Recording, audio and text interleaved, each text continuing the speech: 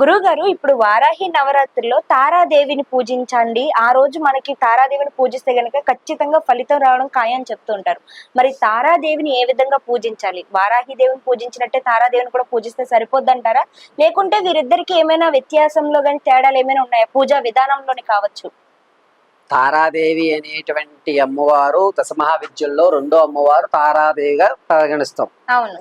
అయితే జ్యేష్ఠమాస శుక్ల అష్టములో తారా సాధన ప్రారంభం చేయండి అని ఉంది తప్ప ఉమ్, వారాహిదేవి వ్యవస్థలో తారాని పెట్టమని ఎక్కడా కూడా లేదు. ఉమ్, జ్యేష్ఠమాస శుక్ల అష్టమి రోజున తారాదేవి విద్య అనేటువంటిది ప్రారంభం చేసుకోవాలి. ఉమ్, ఇప్పుడు తారా విద్య ప్రారంభం చేయడానికి శుభపూచకమైనది ఏం కాదు.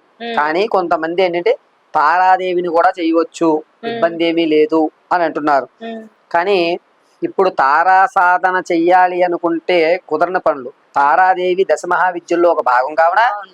గురుముఖంగా మంత్రోపదేశం తీసుకోవాలి. ఉమ్, ఈ దశమహావిద్యల్లో ఏ విద్యనన్నా సరే గురువులు అమావాస్య రోజుల్లో కానీ లేదా గ్రహణ సమయాల్లో కానీ శిష్యుడి యొక్క ప్రవర్తన, అతడి ఆలోచన విధానాన్ని బట్టి మంత్రోపచారణ చేస్తారు. ఇప్పుడు తారాదేవి చేయడం వల్ల కలిసి వచ్చేటువంటి అవకాశం ఏమి ఉండదు. కానీ సాధన ప్రారంభం చేస్తున్నాం కదా, ఎప్పటికో ఫలితం అయితే వస్తుంది ఉమ్, ప్రారంభాలకే. కానీ గురుముఖం లేకుండా తారా విద్య చేయడం అనేటువంటిది అసంభవము.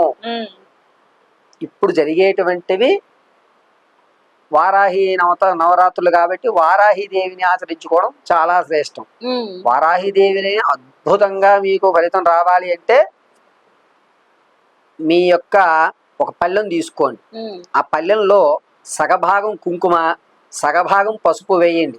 వేసి మధ్య భాగంలో త్రికోణాకారంలో పసుపు కలర్ వస్త్రం పెట్టుకుని తారాదేవి రూపు చిన్నది దొరికితే చిన్నది, అంటే మనం బొట్టనవేలు సైజు దొరికితే బొట్టనవేలు సైజు పెట్టుకుని ప్రతినిత్యము కూడా మొక్కజొన్న, ఉమ్, ఇప్పుడు దొరుకుతుంటాయి స్వీట్ కార్న్స్ దొరుకుతాయి, మొక్కజొన్న నైవేద్యం ఉమ్, లేదా ఏం చేస్తారు అంటే తీపి బూందితో సంబంధించింది కానీ నైవేద్యంగా పెట్టగలిగితే అమ్మవారు అనుగ్రహిస్తుంది. అంతే తప్ప తారా విద్య వ్యవస్థ లేదు. ఉమ్, ఇప్పుడు తారాన్ని ఆరాధించాలి, నేను ఆ అమ్మవారిని కాక నేను తారనే చేద్దాం అనుకుంటున్నానంటే గురుముఖంగా లేకుండా తారా విద్య చేస్తే తిరుగుబడి పుడుతుంది. ఉమ్, కాబట్టి తారకి కేవలము ఒక నక్షత్రము, ఒక తిథి, ఒక వారము అనేటువంటివి కేటాయించారు. ఉమ్. అప్పుడు మాత్రమే చేయాలి.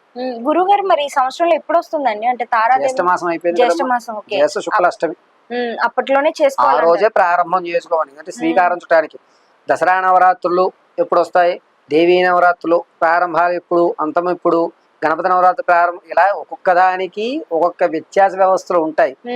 జ్యేష్ఠమాస శుక్ల అష్టమి రోజున తారాదేవి అనుగ్రహానికి చాలా విశిష్టం కలుగుతుంది కాబట్టి అమ్మవారు సులభంగా మనకి లభిస్తుంది. అంటే మన వైపు అమ్మవారి యొక్క పూర్తి కటాక్షం కలగడానికి ఆ సమయం కుదురుతుంది. గురుగారు, ఇప్పుడు మరి తారాదేవిని పూజించడం వల్ల, లేదంటే మన ఆమెని స్మరించినా కూడా మనకున్న కష్టాల నుంచి బయటపడేస్తుంది ఆవిడ? తారాదేవి అనేది ప్రమాదాలు తప్పిస్తుంది, శత్రునాశనం చేస్తుంది. మనకి ఏ వ్యవస్థ కావాలన్నా కూడా అమ్మవారి యొక్క అనుగ్రహం కలుగుతుంది, అన్నిటి నుంచి కూడా బయటపడచ్చు. ఇదేనే కదా, ఏ సాధన వ్యవస్థ అన్నా సరే మిమ్మల్ని సొంత బిడ్డల్లాగా భావించి మీ కష్టాలను తీర్చడానికి ఏ సాధన ఉపయోగపడుతుంది.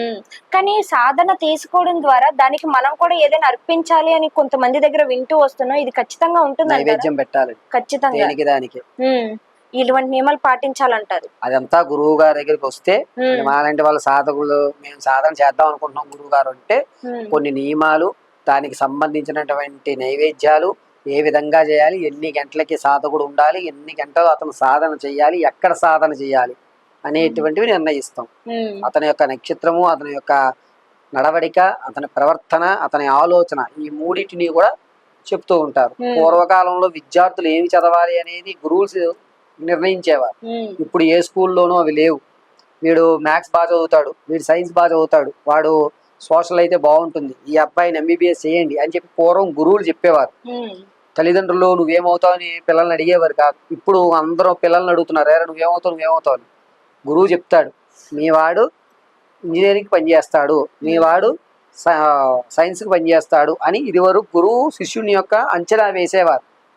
అలా ఇక్కడ కూడా సాధకుడు అనేటువంటిది తారం చేయాలా, వారాహిని చేసుకోవాలా, కాళీ దగ్గరికి రావాలా, చిన్న మస్తాన బగలాముఖియ ప్రత్యంగిరాణ ఏ అమ్మవారు ఇతనికి త్వరగా సిద్ధిస్తుంది, ఇతను నా అంతవరకు చేయగలుగుతాడు. కొంతమంది బరువు ఎక్కువ మోయలేము, అవును. నా బరువు 100 కేజీలు మోయగలుగుతాను, 150 కేజీలు మోస్తే నేను ఎక్కడ మోయగలుగుతాను.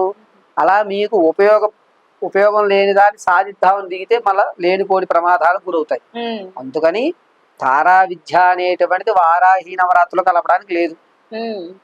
నిజంగా గురుగారు చాలా చక్కగా వివరించారు. ఎందుకంటే చాలా మందిలో ఇలాంటి అపోహలు ఎక్కువైపోతున్నాయి. తారాదేవిని కూడా పూజించండి, అది కూడా వారాహి నవరాత్రుల్లో పూజించండి, చక్కగా ఫలితాన్ని అందిస్తుంది అని అనేసి ఇలాంటి తప్పుడు ప్రచారాలు అయితే ఎక్కువగా అవుతున్నాయి ఈ మధ్య కాలం. చాలా చక్కగా వివరించారు ఎందుకు చేయకూడదని అనేది. ధన్యవాదాలు గురుగారు. పరమేశ్వర అర్పణమస్తు.